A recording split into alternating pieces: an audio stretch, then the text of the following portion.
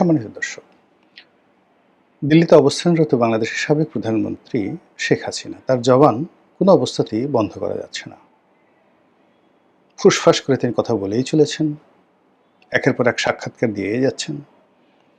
সেটা নিজের বক্তব্যের মাধ্যমে হোক, লিখিত বক্তব্যের মাধ্যমে হোক, কখনো কখনো টেলিগ্রামে, কখনো কখনো সেই সামাজিক যে মাধ্যমগুলো রয়েছে সেখানে, আবার রয়টার্স, ওয়াশিংটন পোস্ট থেকে শুরু করে ইকোনমিক্স, মানে যত সেই হিন্দুস্তান টাইমস, পাকিস্তানের ডন, ইন্ডিয়ান এক্সপ্রেস, যত বিখ্যাত পত্রিকা রয়েছে দুনিয়ার, এই জাপান, জার্মানি, অস্ট্রেলিয়া, সমস্ত পত্রপত্রিকাগুলোতে কোথা থেকে তিনি সেই সমস্ত লবিস্ট ম্যানেজ করে, সেটা তিনি করে না ভারত সরকার করে আল্লাহ জানে, একটার পর একটা বোমা ফাটিয়ে যাচ্ছেন গত 2 বছর ধরে। আওয়ামী লীগ বাংলাদেশে আমরা খুঁজে পাচ্ছি না, পথে ঘাটে কোথাও আমি আওয়ামী লীগকে দেখি না। মাঝে মধ্যে 2-1 সালাম দেয়, কানে কানে এসে বলে যে ভাই অমুক জায়গার অমুক ছাত্রলীগ বা আওয়ামী লীগের অমুক কমিটিতে ছিলাম, কিন্তু ঠিক ওইভাবে জনারণ্যে বুক ফুলিয়ে সিনা উঁচিয়ে বাংলাদেশে কোথাও কোনো ওইভাবে বাস্তব আওয়ামী লীগ দেখা যাচ্ছে না। কিন্তু শেখ হাসিনার যে টোন, তার বক্তব্য, তার কৌশল, হোয়াট এভার মেবি, তার সেটা জারি জুরি বাহাদুরি, এটা কেবলমাত্র তার জবান, যেটাকে আমরা বাংলায় বলতে পারি সুপা, সরস্বী করে সুপা একারে পা, সুপা। এই সুপার জোরে বাংলাদেশের যে আমরা 55,598 বর্গ মাইল এলাকার মাটি, বাতাস যেটাকে বলা ইথার, তারপরে এখানে যত নদ নদী সমুদ্র পাহাড় আছে, সব জায়গাতেই শেখ হাসিনার সেই জবান মোবারক থেকে, সুপা মোবারক থেকে যা বেরোচ্ছে, ওইগুলো নিয়ে টিয়া পাখি গান রচনা করছে, ময়না পাখি নাচতেছে, ওইগুলো নিয়ে বাঘ হুঙ্কার দিচ্ছে, বাঘিনীর সাথে প্রেম করছে, ওইগুলো নিয়ে বানর তার বাদরামে শুরু করেছে শেখ হাসিনার বক্তব্য নিয়ে। তার বক্তব্য নিয়ে পাখি গানের সাথে সাথে নদীর ঢেউ ওইভাবে তৈরি হচ্ছে। পদ্মায় নদী ভাঙন শুরু হয় তার বক্তব্য দিয়ে, আবার কোনো কোনো জায়গাতে নদীতে চর পড়ে যায়। তার ভাষণের দাপটে পদ্মাতে ইলিশ বিলীন হয়ে সব ভারতে চলে যাচ্ছে, এখন ইলিশ পাওয়া যাচ্ছে না। 3,000, 3,500 টাকা করে কেজি ইলিশের দাম। কোথায় গেল সেই কেজি? সব দোষ শেখ হাসিনার এই বক্তব্য দেওয়ার ফলে। এবং এই যে শেখ হাসিনার চোপা তার বক্তব্য, এটি আমাদের যারা শাসক দল, তাদেরকে এতটা বিরক্ত করছে যে তারা কেউ আসলে ঘুমাতে পারছেন না। সবার ঘুম হারাম হয়ে গেছে, সবার মেজাজ গরম হয়ে গেছে, সকলের শরীরে অ্যালার্জি উঠে গেছে। এবং ডক্টর মোহাম্মদ ইউনূস বিশ্বাস করেন, যদি শেখ হাসিনার জবানটা বন্ধ করতে পারতেন, তাকে আপনি গুলি মেরেও ক্ষমতা থেকে ছড়াতে পারতেন না। সে যে নির্বাচন দিয়ে চলে গেল, তারেক রহমান সাহেবের কাছে ক্ষমতা দিয়ে চলে গেল, 99% যে বাহাদুরি বা এর 99% যে ক্রেডিট, এটি মূলত শেখ হাসিনার জবান, শেখ হাসিনার চোপা, তার বক্তব্য, তার ট্রল। সে যেভাবে ওখানে প্রতিটা মুহূর্তে সেই ডক্টর মোহাম্মদ ইউনূসকে ভয় দেখাচ্ছিল, যেভাবে আতঙ্ক ছড়াচ্ছিল, যেভাবে টুস করে ঢুকে পড়ার কথা বলছিল, ওই অবস্থা আসলে শুনে কোনো জনই মানুষ আসলে যমুনাতে ঘুমানো যায় না। এখন অ্যাটলিস্ট ডক্টর মোহাম্মদ ইউনূস ঘুমাতে পারতেন, দেখেন তার চেহারাও ভালো হয়ে গেছে। কিন্তু যতদিন তিনি প্রধানমন্ত্রী ছিলেন বা প্রধান উপদেষ্টা ছিলেন, তার চেহারা কিন্তু নষ্ট হয়ে গিয়েছিল। এবং তিনি অনেকটা অসহায় হয়ে বারবার নরেন্দ্র মোদীকে পার্সোনালি রিকোয়েস্ট করেছেন, আচ্ছা ওনার সুপারটা একটু বন্ধ করা যায় না, তার মুখটা একটু বন্ধ করা যায় না। এই ভারত সেটা করে নাই। ভারত তো মানে কি বলবো, আমরা যেটাকে বলি ফাজিল, দুষ্ট, আমরা যেটাকে বলি, যাকে বলা হয় হয়তো দুষ্ট আর ফাজিল, এটাই ভালো। তো যখনই দেখলো যে বাংলাদেশের লোকজন শেখ হাসিনার মানে বক্তব্যে তারা অস্থির অনুভব করছে, এবং তাদের মানে ভারত সীমান্তে কামান জড়ো করেছে, খবর আসলো। তারপর সীমান্তে তারা হাজার হাজার সৈন্য সমাবেশ করেছে, এই খবরও তো আমরা বাংলাদেশে শুনেছি। অজিত দোভাল তাদের নিরাপত্তা উপদেষ্টা ঘন ঘন কলকাতা আসছে, তারপর তারা যে কোনো সময় এয়ার স্ট্রাইক করবে, সার্জিক্যাল অপারেশন চলবে। ভারতের সেই ময়ূখ রঞ্জন সাংবাদিক লাফিয়ে লাফিয়ে যত কথা বলল, আমরা বাঙালি ঘোড়ার ডিম কিচ্ছু ভয় পাই নাই। কিন্তু আমরা ভয় পেয়েছি শেখ হাসিনার কথাবার্তা। এবং সেই কথাবার্তার কারণে কি হলো, ডক্টর মোহাম্মদ ইউনূসের মতো একজন বিশ্ববরেণ্য মানুষ, এত সফল মানুষ, প্রতিদিন এই শেখ হাসিনার বক্তব্য সামহাও তিনি শুনতেন। ফলে তার হজম ভালো হতো না, বদহজম হয়ে যেত। 88 বছর বয়স। এ বয়সে এমনি ওই যে আব্দুল করিমের যে বিখ্যাত গান, আগের মতো খেতে পাই না, খাবার খাইলে হজম হয় না, আগের মতো খাওয়া যায় না, খাবার খাইলে হজম হয় না, আগের বাহাদুরি গেল কই। এই বয়সে মেশিনপত্র জিনিসপত্র সব এলোমেলো হয়ে যায়। তারপর যদি আবার ভয় থাকে তাহলে একেবারেই হজম হয় না, মুখ থেকে গন্ধ আসে, বগল থেকে গন্ধ আসে, পেটের মধ্যে গুড় গুড় গুড় গুড় করে শব্দ হয়, আর কোষ্ঠকাঠিন্য দেখা দেয়। আর কোষ্ঠকাঠিন্য যখন দেখা দেয় তখন ওই যে পেটের মধ্যে যে গুড়গুড়ানি, সেগুলো যখন মানে ফার্ট হয়ে পাদ হয়ে বের হয়, ও মাই গড, কোনো মানুষ সেখানে টিকতে পারে না। এই জন্য হয় কি, বুড়া মানুষকে ভয় দেখাতে হয় না। যে কোনো বুড়া মানুষকে ভয় দেখালে সিরিয়াস একটা ইফেক্ট হয়। দেখবেন যে বুড়া মানুষ ভয়ের চোটে এমনি দাঁত বের করে চিত হয়ে হা করে রাতে নিঃশ্বাস নেয়, মানে আধো আধো ঘুম। আমাদের গ্রামের কয়েকজন বুড়া মানুষকে আমি দেখেছি, তাদের ওই মরার আগে আগে বিভৎস হয়ে গেল চেহারা, হা করে ঘুমাতো, দাঁতগুলো বের হয়ে থাকতো, কি যে একটা বিভৎস। এই জন্য আমি আসলে সবসময় করি কি, বুড়া মানুষকে কখনো ভয় দেখায় না, তাদেরকে সান্ত্বনা দিতে হয়। ও দেখেন না, ওরে আমার পুলু পুলু বাবুরে, একটা শিশুর সঙ্গে যেভাবে আচরণ করে বুড়া মানুষের সঙ্গে ওইরকম আচরণ করে। তো সেক্ষেত্রে ডক্টর মোহাম্মদ ইউনূস আসলে তার সাথে ওইভাবে আন্তরিকতা নিয়ে তাকে সান্ত্বনা দেওয়ার মতো, তাকে ভালোবাসা দেওয়ার মতো, তাকে ঘুম পাড়ানোর মতো ওইরকম কোনো ব্যক্তি হয়তো তার পাশে ছিল না। ফলে কি হলো, শেখ হাসিনার এই যে এলোমেলো আচরণ, এলোমেলো কথা, তার যে হুমকি ধামকি, এগুলোর কারণে বেচারার একেবারে ব্যক্তিগত জীবন তছনছ হয়ে গেল। যাই হোক, সে গেল। সে যাওয়ার পরে যখন আবার নতুন সরকার এলো, আবার শেখ হাসিনার উৎপাত শুরু হয়েছে।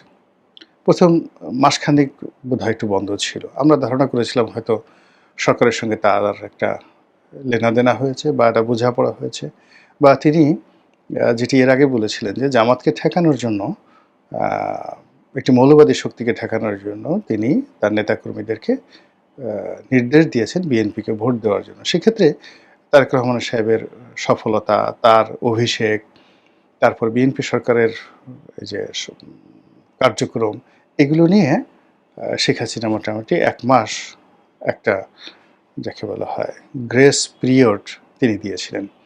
কিন্তু পরবর্তীতে দেখা গেল যে না, তিনি সেই তার আগের মতোই আছেন।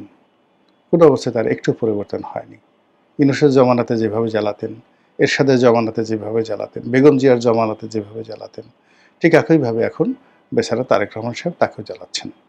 এবং যা মুখে আসে তাই তিনি বলছেন। এবং ইউনিক সব ঘটনা, যেগুলো মানুষ কল্পনা করতে পারে। সে লন্ডন থেকে বিভিন্ন লোকজনকে ডেকে আনছে, আনার পর তাদেরকে আবার নিজের হাতে খাওয়াচ্ছে। তারা গিয়ে আবার কান্নাকাটি করে এই শেখ হাসিনার তাকে কি খাওয়ালো, তাকে দেখলে কার মতো মনে হলো, ইত্যাদি ইত্যাদি বলে তারা কান্নাকাটি করছে। আর সমস্ত সোশ্যাল মিডিয়া সেগুলো নিয়ে নাচানাচি করছে। আবার তিনি সেই মাঝে মধ্যে তার যারা লোকজন আছে, দেশে আছে, দেশের বাইরে আছে, এগুলোকে আপনি তার কৌশলের হাতিয়ার বলতে পারেন। ভারতের কিছু সাংবাদিক আছেন, বাংলাদেশে কিছু সাংবাদিক আছেন, বিভিন্ন ইন্টারন্যাশনাল কমিউনিটির এনজিওর কিছু লোকজন আছেন। তারা ঘুরে ফিরে আওয়ামী লীগ এবং শেখ হাসিনাকে সামনে নিয়ে আসে এবং একটার পর একটা তারা গুজব ছড়ায়, এবং গুজব আলটিমেটলি সবই শেখ হাসিনার পক্ষে চলে যায় এবং সরকারের মধ্যে যথেষ্ট টেন্স তৈরি করে, এবং এই যে সরকারের মধ্যে যে টেন্স তৈরি করছে, এটা দেখে আবার শেখ হাসিনা খুব মজা পাচ্ছে, ভীষণ রকম মজা পাচ্ছে যে আমি তো এটাই চাই। আমি নিজে অবাক হয়ে যাই যে একটা মানুষের বয়স ৮০ বছর। আপনারা জানেন যে একটা পুরুষ ৮০ বছর হলে তার যে ধরনের শারীরিক জটিলতা থাকে, কিন্তু ৮০ বছর বয়সের একজন মহিলা হলে তার মধ্যে অনেকগুলো সেই জটিলতা আরও বেশি থাকে। কিন্তু শেখ হাসিনার অবস্থা দেখে মনে হচ্ছে তার একটা স্টিল বডি, পুরো একটা রোবটিক বডি।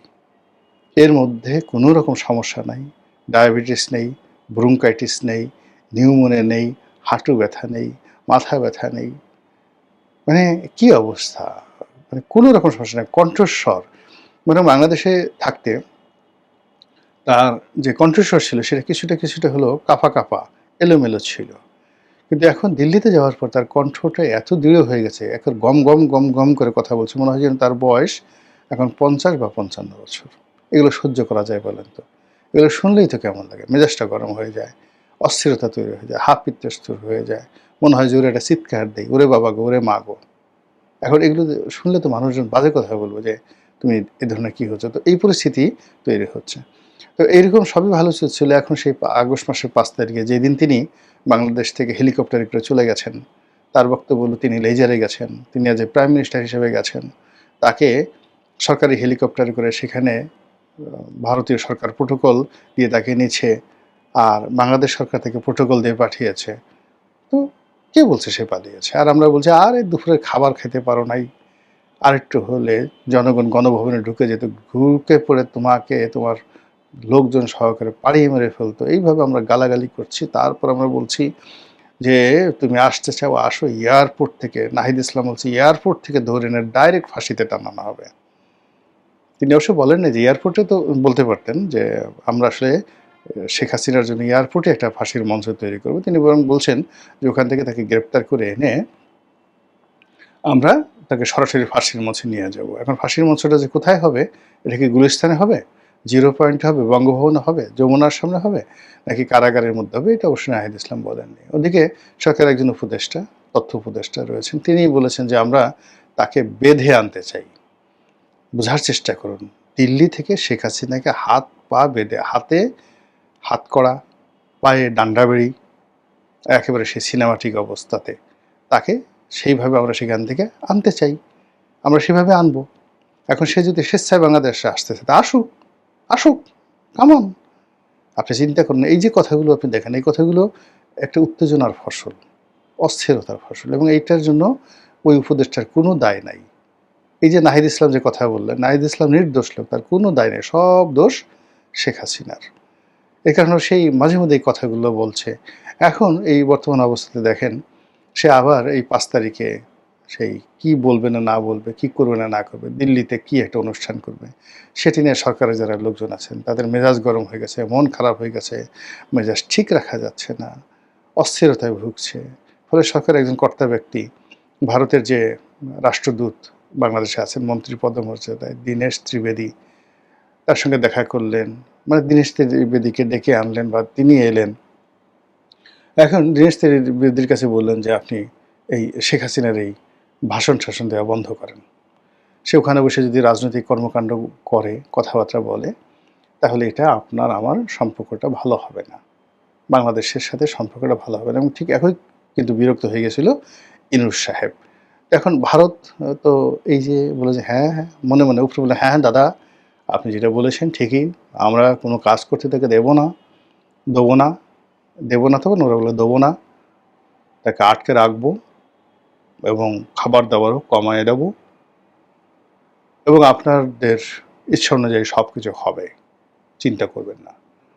আর ওই পাশে গিয়ে তারা বলে বোহেনজি চালিয়ে যান, আপনি আছেন বলেই তো আমরা আছি, আপনি কথা বলেন বলেই তো আমাদেরকে ডাকে, আপনি কথা না বলে তো আমাদেরকে ডাকতোই না, একেবারেই ডাকতো না।